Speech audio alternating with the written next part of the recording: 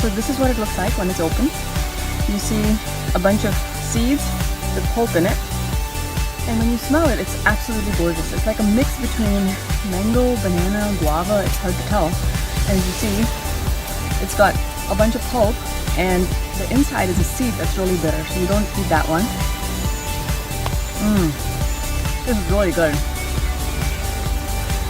You can tell it's a tropical fruit of some kind, but you can't pinpoint the taste of it really.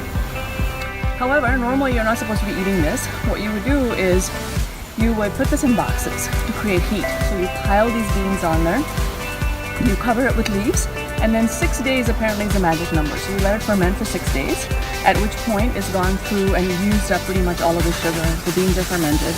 You lay them out to dry, and somehow you determine there's about 5 or 6% moisture left, and then those beans are ready to really make chocolate with.